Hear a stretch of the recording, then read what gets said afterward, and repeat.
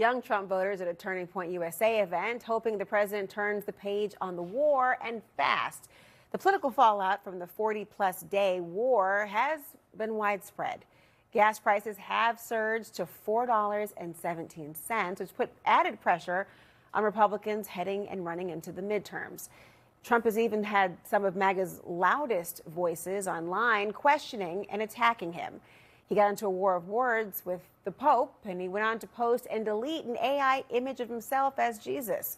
Marc Caputo is back with me. And that's just the last week, I should mention, as well, in terms of Past few days. Past few days. Marc, it's still unclear whether the damage has been done or something has been set in motion ahead of the midterms, given what younger voters and voters more broadly do want. I mean, how certain is the White House that this gas crunch, this idea of short-term pain, long-term gain, will satisfy voters?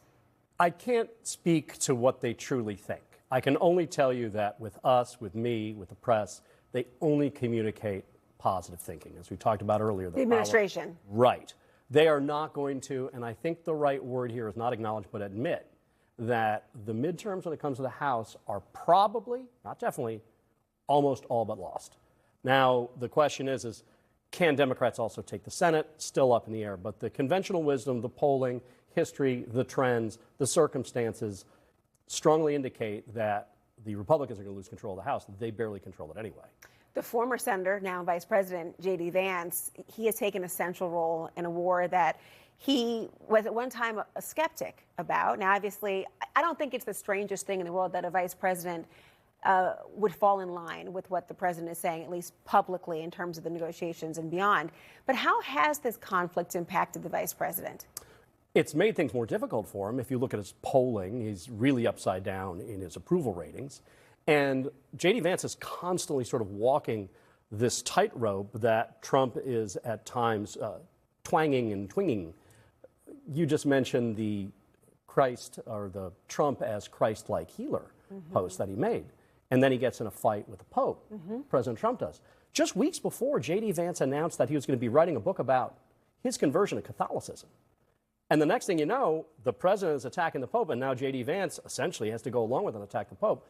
Difficult way to launch a book, but that's one of the things that makes working in Trump's administration a little difficult. He's always creating news.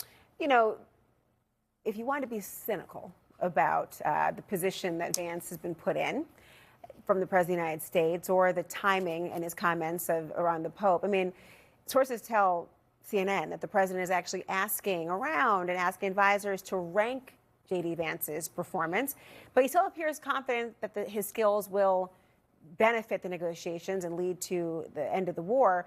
You also have Marco Rubio taking a bit of a back seat in the talks, and it's no surprise that both have political ambitions, likely to be the President of the United States.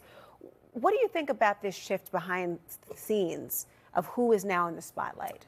This is just Trump being Trump, as far as him, like, hey, how do you think JD's doing? How do you think Marco's doing? Like, that is the stuff that Donald Trump, as president and as private individual, he likes to do that. Sit around and basically talk about his team. And for him, politics is a team sport. And obviously, he's the star quarterback. So it's a difficult position for Vance to be in because Vance wants to run for president. And desire in politics can often be used to put you in awkward positions and to leverage your power against itself. Marco Rubio has the advantage where he doesn't really want to run for president. He doesn't really want to run for vice president. The likeliest scenario, I'm not saying definite, is it's a J.D. Vance as presidential candidate with a Marco Rubio as running mate ticket. But that's right now, however many months before the midterm. That could change. But Rubio has not communicated a strong desire to run. And by not having that strong desire to run, by not worrying about his political future, he's able to do more of his job with less attention on him. And you mean his jobs? His jobs as National Security Advisor and Secretary of State. And archivist. What's that? And archivist. And archivist. Is he still the archivist? I can't remember. He was. I'm making a joke. He's going to get another job soon enough anyway. But that's the thing. We're joking about just how much work he's doing, not what his political desire is. So Rubio, in that respect, is in the catbird seat because he benefits from low expectations. Marc, thank you so much. Thank you. Really fascinating.